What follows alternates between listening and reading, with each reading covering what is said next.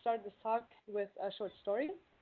Around 3 years ago, in March 2014, I was sitting at my desk trying to research some data visualizations for heart rate variability.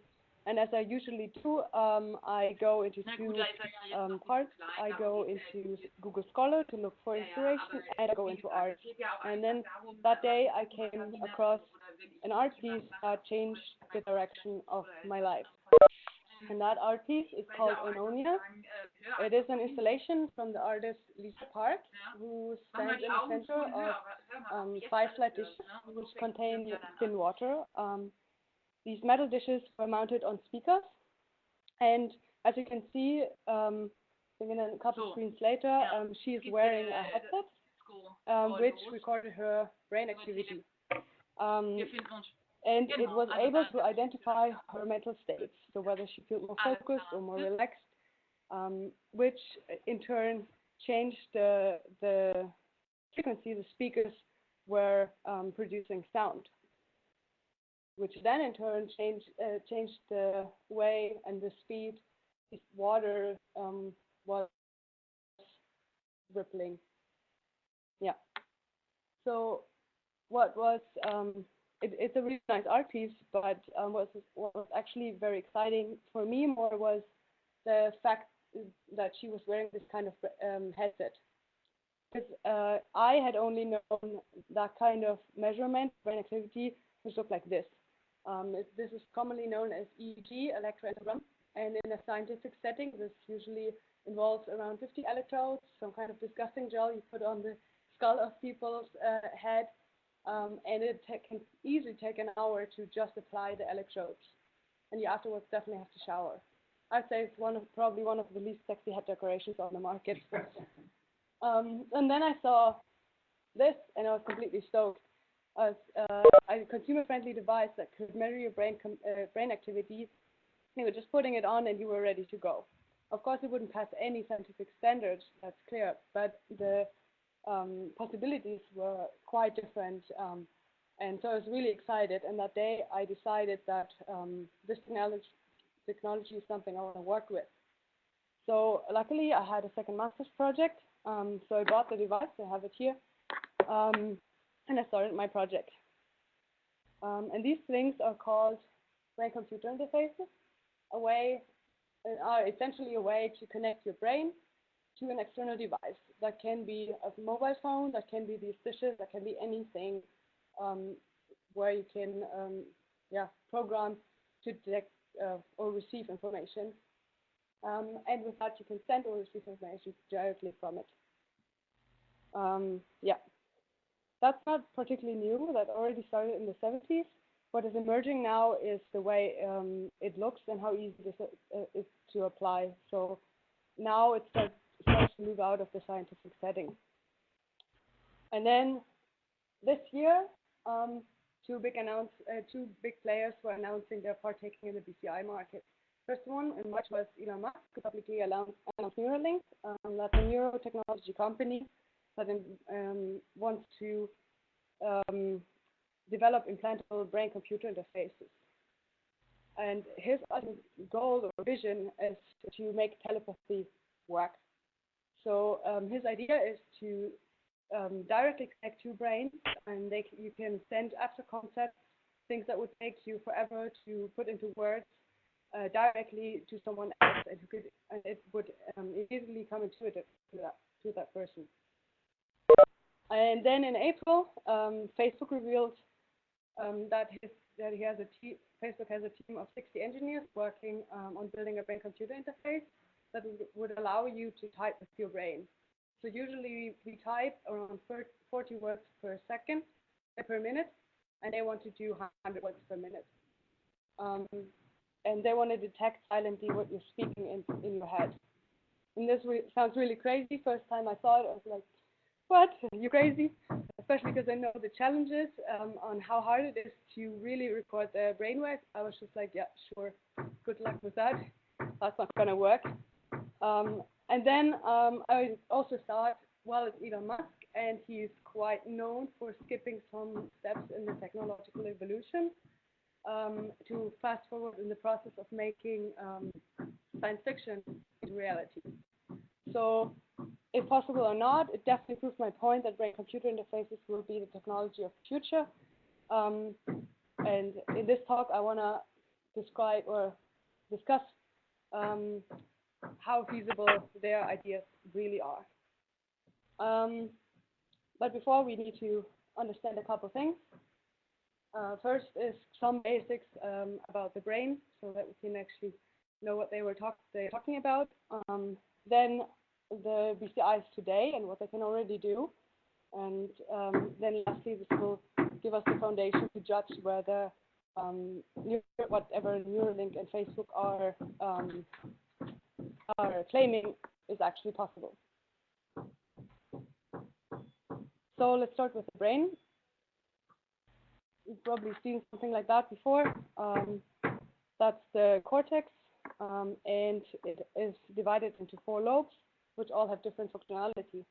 Very simply put, the frontal part is responsible for thinking, planning. It's also where your personality sits, as well as movement control. That's the motor cortex, which is responsible for movement. And then the parietal lobe, which controls the senses of touch. The occipital lobe is responsible for vision, and only that. And then the temporal lobe is where your memory lives. And also, because it's between your ears, it is where the auditory cortex lives. So this cortex seems pretty big here, but it's actually just 2 millimeters thick. And under it is where the magic is happening. That's where all these neurons are. This is an artistic painting of a brain. I thought it looks cool. So here you see the wiring, and those are all the neurons that are connected, and essentially are responsible for your communication within your brain. So let's look how the neurons actually communicate, because that's exactly what we want to measure in order to find out what you're thinking. So to make a neuron, we can start with this guy, and we give him a couple more hair. We make him a little longer, take the arms off, and add some legs, and then we have a neuron. And then add some couple more neurons, and all the time a bunch of people's feet keep touching the head of our little guy here, and whether they like it or not. And they drop chemicals all the time. It's not super pleasant, but it's okay. But once the threshold of the eye is hit, the sky is electrolyted. That's called an action potential. And this is kind of a binary situation. So you either are electrolyted or not. So there's no in-between state. So this action potential then moves down the axon and gets passed to the other guys, and who eventually pick up the signal and then fast forward. And this is usually how information moves through the nervous system. And that kind of signal is electrical, so we can detect that with these electrodes. These record the electrical activity produced by these neurons. And in EEG, you might have seen that once that looks a little bit like that, very cryptic signals. Yeah, and what is really good about EEGs is that you can, you're right into the moment where things are happening. So you can detect immediately when the signal is going off, you can detect it immediately. But the downside is you have no idea where it comes from.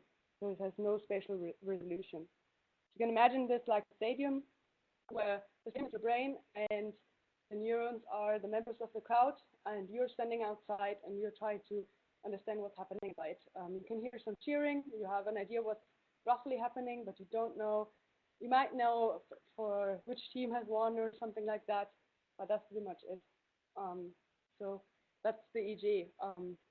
This is why some people try to implant those electrodes, so your spatial resolution gets a bit better. Yeah, it's a bit icky, but it's actually not that complicated. You can do it with a little injection. It's just that much under your skull. But that moves our little guy from outside to inside, where he still doesn't see everything. He usually more recognizes the 10, 15 people around him, but at least he has some idea what's happening. Definitely doesn't have the whole perspective. But the downside is it requires invasive surgery. And each electrode can record around 10 neurons. With around 50 neurons, you can record 500 neurons at a time. While the brain has 100 billion neurons. So it should by now be clear that we know very little about what's happening in our brain. We know the basic functions, we know how the neurons work, but the in-between is very confusing for us. And there's this professor from Harvard who began his course asking his students what they think, if the whole brain would be a mile, how far we are already, how much do we know? And the answer was 3 inches, so really not that much. And it's also kind of a catch-22 because if the human brain were so simple that we could understand it, we were too simple to understand it. So it won't work. It sounds really depressing, but actually the good news is that we don't really need to understand everything what's happening in the brain in order to make meaning out of it. We just need to get a really good grasp of the high-level functionality. And we also don't fully understand what happens inside AI and neural networks, and that still also didn't stop us from building AIs that were beating Jeopardy's players, right? So this takes us to the next part, the brain-computer interfaces, and we can have a look into what amazing things we have already accomplished in the brain-computer interface world of today. Yeah. So it seems like there's 3 major applications of brain-computer interfaces, and they all use the electrical signals in the EEG in a different way. They process them differently. So one is moving objects. Similar to telekinesis, but not really. The first applications were for paralyzed people who were able then, with these brain-computer interfaces, were able to move the prosthetics just with their thoughts. Because the thing is, the motor cortex on the right is still working fine when you're paralyzed. It's just the spinal cord that doesn't work anymore. So it doesn't really transmit the signals anymore. So the BCI researchers were thinking, well, what if we just take it as a remote control? It already gives all the commands. We just need to connect it to a device. And that's exactly what they did. They observed the participants think of directions, like up, down, right, or left. And they were recording these patterns. So whenever the participant was thinking again on up, they realized the pattern again and said, okay, I need to move the prosthetic in that direction. That's how simple it is. Yeah. And this is also how a paralyzed man was able to do the kick-off in 2014 at the Paralympics, just using his brain here. And surprise, IBM is also working on that. I don't know if some people were at South by Southwest. When I was in Austin, they had it there. You were able to connect your brain with a device to this little guy, and you were able to steer him around places. So for IBM, that's actually a really good opportunity to market Bluemix and Watson IoT. And this also works connecting two people. So these 2 people were in 2 different buildings. The one on the left was seeing a computer screen, a game, but he didn't have a remote control. The one on the right had the remote control. These 2 brains were connected, and then whenever the left person was thinking of move your hand and shoot the click the button to shoot, then the other person felt the twitch in the fingers and was able to press the button. So it was the first time they were connected 2 brains together. Yeah, which then brings us to the next part, typing with your thoughts.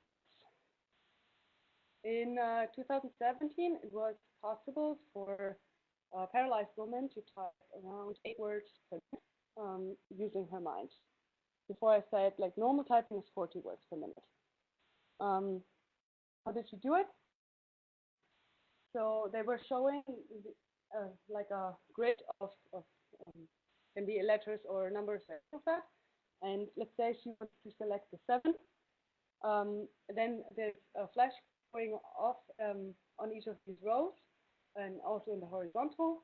And you can detect whenever we hit the right target, we can find a specific signal 300 milliseconds after the stimulus was shown. So that way we know, that's the right one. That's the one that she wants. And then doing this a couple of times, we increase the validity, and then we can type 7 and it goes to the next letter. Well, 8 words per minute is quite slow. So Facebook, this is why they announced they're trying to get to the 100 words per minute. And for sure, the technology of that won't fly. They are exploring different ways of scanning the brain. And we'll see what comes out of it. That's not particularly public. And then one big application, which is my favorite one, is the mental health. Often these BCIs are sold and used to train your mental states, such as meditation or focus, or any of that. Even emotional states could be detected, and things like fear. And these kind of applications aim at training your brain by giving you feedback. So you just sit there, you try to meditate, it records how well you're doing, and you see it, and then you can try to improve. And so how does this work? There is different signal we are measuring here. It's more like the average frequency of your brain. Your brain is never still, it's always firing, but then there's always some kind of dominant frequency in your brain, similar to music. So the slow frequencies are the delta and theta, I don't know how to say it in English, waves that are most prominent in sleep and when you're dreaming. And these are kind of similar to like a really low sound. And then the higher up you go, the faster the waves are, and you're more like at a high-pitched flute from sound. Whereas, as I said, delta and theta are more in the sleep region. Alpha is when you're just sitting there and you're relaxed. And beta is the conscious state, when you're focusing, when you're thinking, and you're reasoning. That's how you can detect that. And that's also what the brain-computer interfaces are trying to pick up. This is especially interesting because in mental health issues, this can become out of order, that your normal people have something around 8 hertz when they're resting. And for example, in ADHD, they're more in the beta range all the time. So they can be trained to, on average, in normal life, oscillate more in the alpha range, so that they are not that hyper alert. And there was a woman, Isabella Granik. She used this to build a game for kids who were suffering from anxiety, and they were wearing this headset, exactly the same as I have here, and they were going through a room, and they had to find something and close to the middle. And whenever they became anxious, the light would dim down, and when they become relaxed, they see a lot. And when the light dims down, all these furniture seems like little monsters. And when she relaxes, she sees, that's just the clock. So that has also a really good, it trains the brain, and it has a really good metaphor and a good message, and helps the kids to learn that they can influence the way their brain is wired. And over time, that would become better. And I think she also did an efficacy study, and it seems to work. Then I used the same principle in my second master thesis, where I used the headset to train for OCD, so some kind of confrontation therapy type of setting. I don't want to go too much into it, but there were a couple of things that really frustrated me when I was doing this, and one of that was, even though they are really trying, these headsets are really uncomfortable. The one on the left is It was actually really comfortable. I tried all of them. I used to own all of them. But yeah, it's not that nice. And then also they are still headsets. They are foreign things you put on your head. It's weird, especially in digital health area when you're talking about mental health, stigma. You don't want to wear a headset like that. And I was just waiting for this to improve, to use something that we already use to use these electrodes. And there was another really exciting moment this year when I saw the Kickstarter campaign. I think a couple of you already heard me talking about it because I was so amazed by it. They use normal headphones, they're actually pretty good. And they integrated electrodes, so they're constantly measuring while you're working. They're measuring your concentration level. They alert you when you're getting fatigued. You can do creativity training.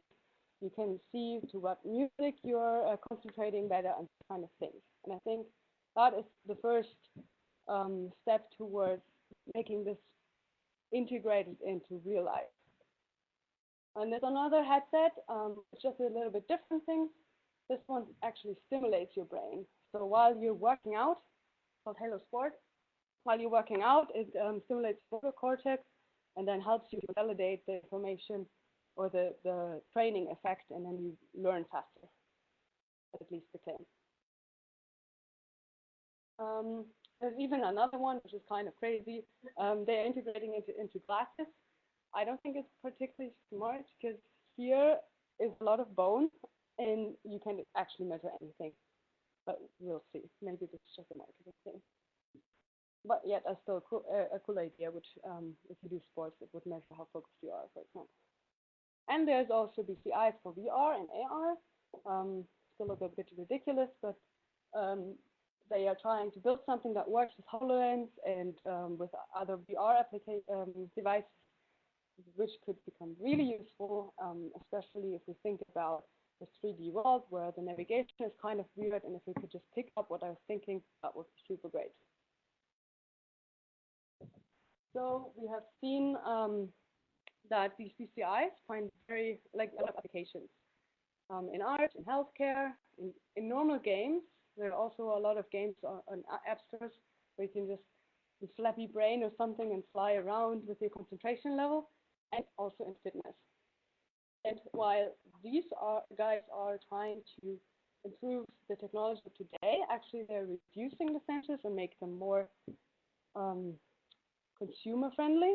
There's others who are looking more into the far future and how this could become something much greater. So, which brings us to the last part of the presentation, that is the future, in which I want to share how these two new players on the market will revolutionize the way we communicate today. So if we look at communication speed today, it's pretty apparent that we think 4 times faster than we speak and 15 times faster than we write. And especially between typing and thinking, we lose a lot of time.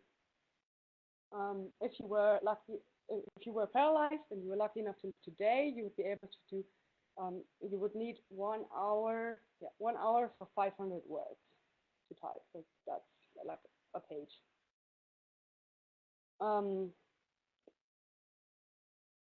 And what Facebook is trying to do is to tackle that and reduce this typing of 500 words to 5 minutes. Elon Musk is trying to do something else. They try to cut language. He tries to cut language altogether. He plans to build a whole brain-computer interface that allows people to communicate by just at the thinking speed. So he argues that language is quite low resolution. You first have your brain, and there's a bunch of concepts in them, and then you compress them into these incredibly low data rate called speech and typing, and that's what language is. And yeah, it's like a compressing algorithm. Then it goes through the ear, then it goes into the ear of someone else, also compressed. That has to be decompressed.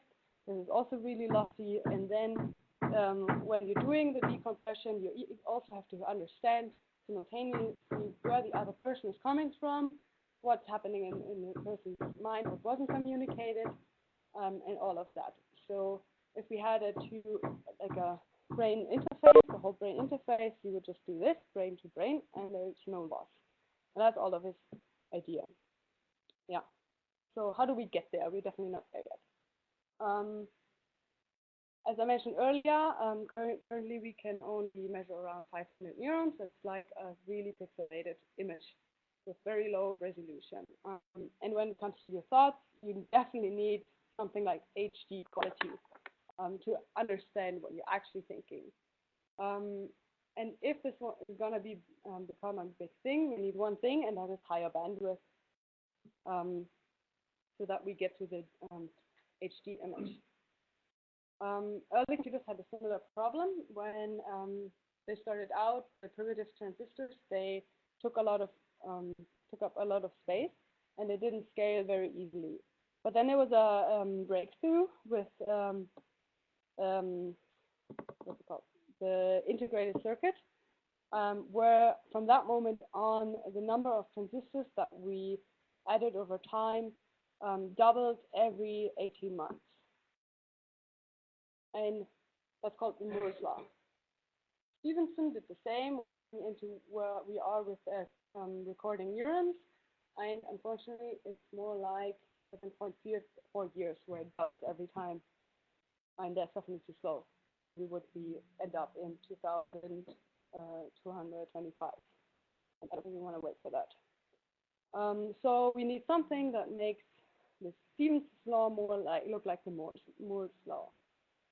And it's actually not that crazy, because if you think about technical revolution, there's always this point where you have all the ingredients, you have all the logs to make a fire.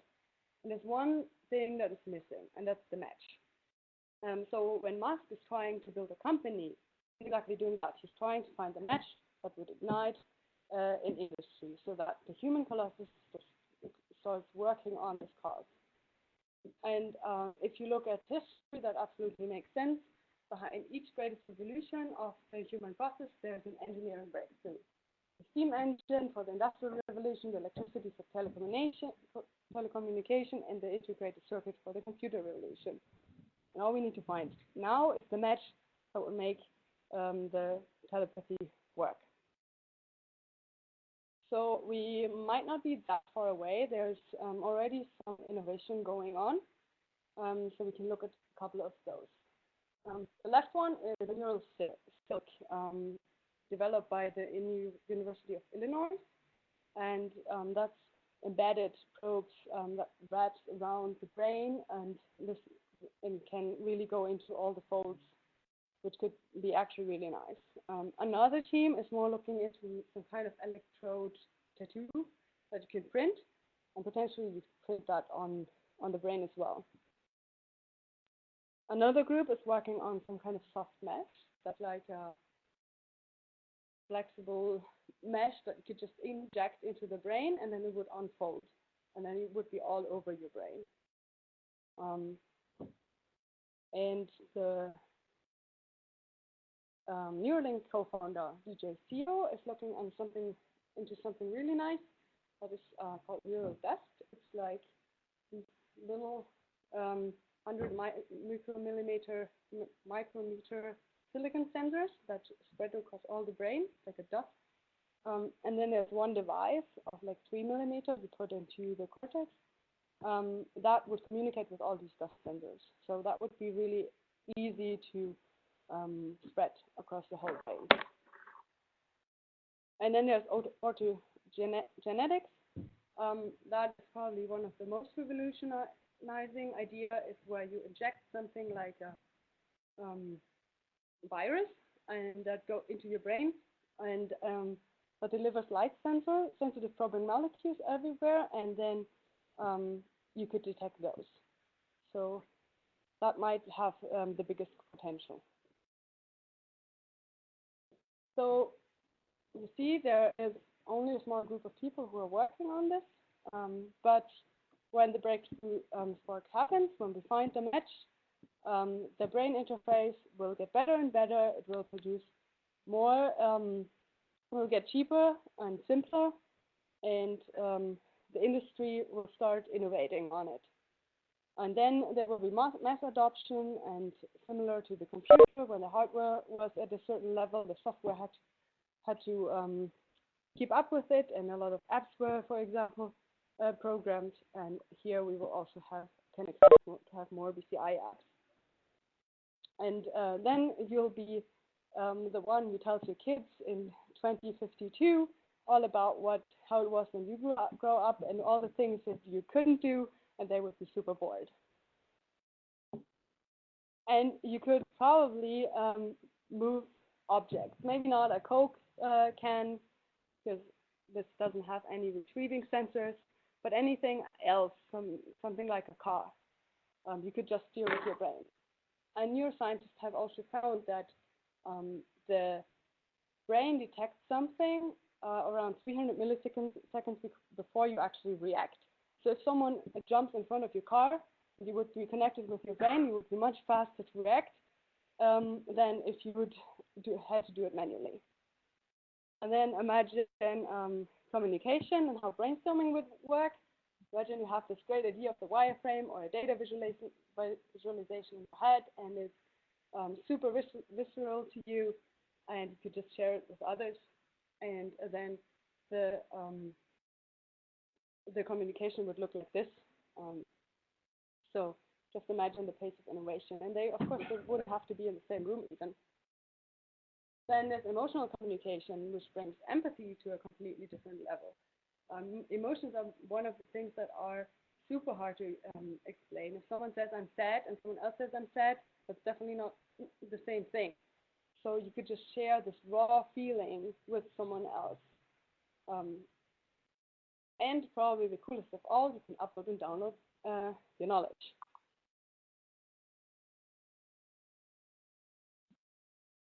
And that's exactly what I'm most excited about. You just learn things in a minute, and you would develop understanding immediately. You wouldn't just Google things, you would even get the understanding of someone else to download. In 2010, Peter Thiel, who's the PayPal co-founder and an early investor of Facebook, he said we want flying cars, and instead we got 140 characters. He argues that Twitter and the 140 character message and similar inventions have let the public down. It's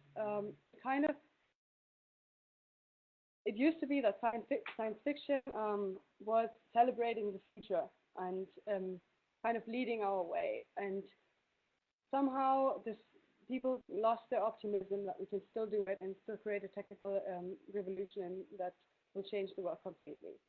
And for sure, Elon Musk is one person who hasn't given up on it, and we can stay tuned on what's happening and whether he will maybe find the match. And that brings me to the end of the talk. Do you have questions?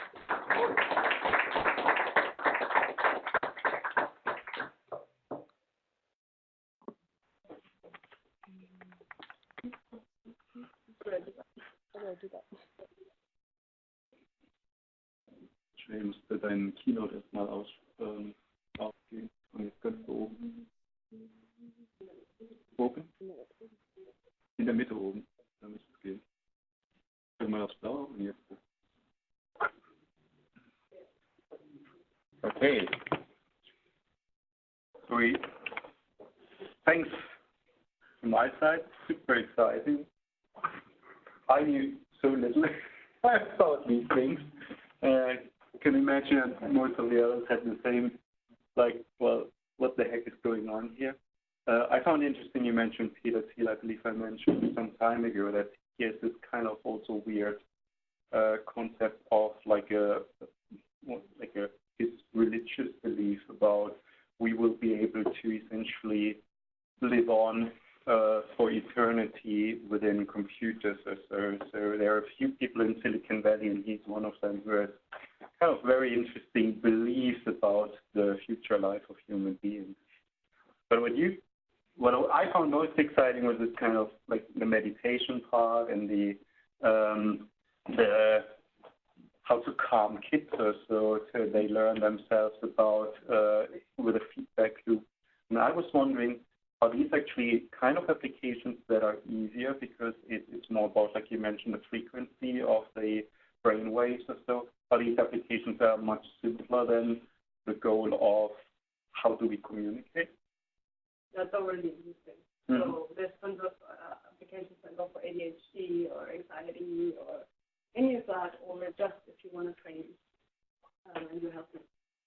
So I'm not sure what you mean by easier. So you not even need have a lot of how many neurons you can capture. It's just a much easier kind of aspect to it. So you couldn't expect super accurate measurements like you would have to have in a scientific setting. But for training, it absolutely helps, and you can use something like that. Most of them are using this.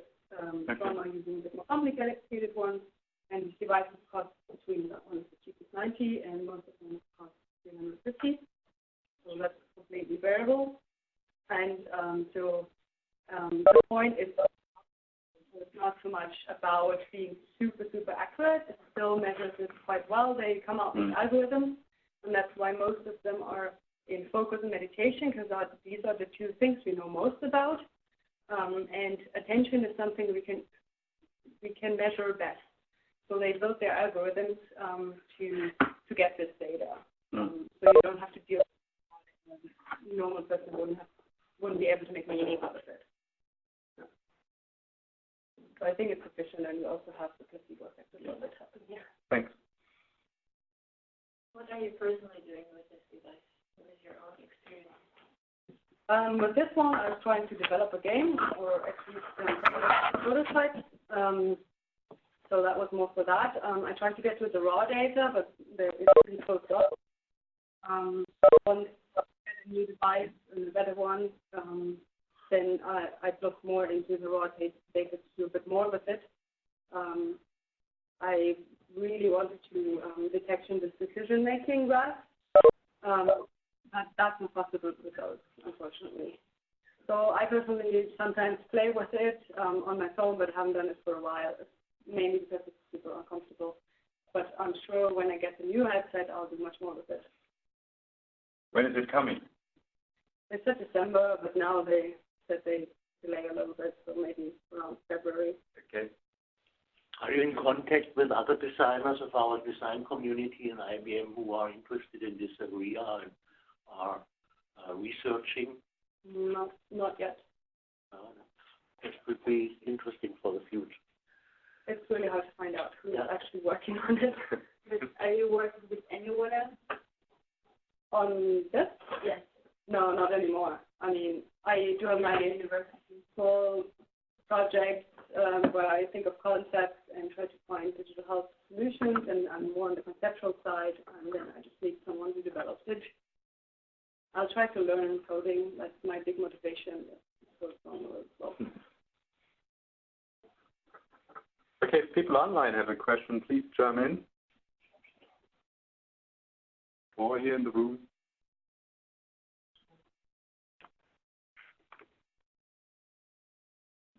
What is your own perception of, you have a very motivational speech, and I totally understand to be very motivated and excited. What is your own critical thinking about it? About the newest kind of direction? Well, it's definitely a challenge. I mean, more than a challenge, not from a technical point of view, more from a moral point of view. Definitely a challenge. Definitely a challenge. I mean, you just need to think of computers. Computers can be hacked. So what if your brain could be hacked? It's definitely a big point. Another is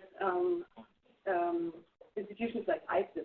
If they could inject their understanding of how they see the world into your brain, they can completely brainwash you. So it's definitely a security issue.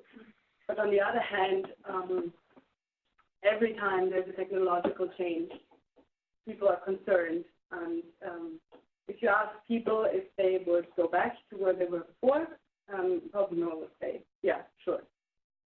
So because the advantages usually are more or bigger than the disadvantages. But with every new technology, there needs to be security standards, different types of things here.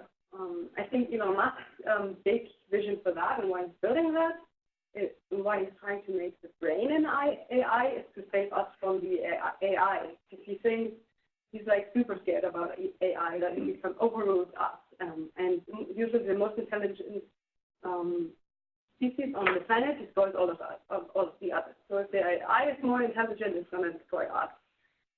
So he's trying to build something where we can become the AI, where we connect our brains together and our knowledge. So kind of to save us from the AI. That's his weird motivation of it, which I find really interesting. But the two things you mentioned, I think, about regarding ethics, the one is essentially kind of thought control, so referring to George Orwell, 1984. Yeah. And the other one, like controlling, influencing, changing the brain directly. Somebody in the chat mentioned a very old, kind of strange movie, not sure whether people here know it, Existence. Not sure whether you've seen it. It was not a mainstream movie. I can recommend it to people to watch. It's a really crazy one. It's about gaming, but with new devices that essentially plug in directly into you, and then you get infected with a virus and so on. So you as a person get infected, like computer. So that's the two. But the other thing is, I think we already crossed that that edge about that ethics need to come into the IT industry with what we find out now about social media and what we find out about cognitive systems. So actually this IT does not need a moral, like in the 90s was still the position of all the AI guys. I think we're already over that now. And that's why IBM also formed together with others in the cognitive system this ethical group. So we're already now in this situation even before this will become a reality. Other questions? And I think I saw online already lots of compliments. So this was absolutely awesome, and I think that deserves another big round of applause. Thank you.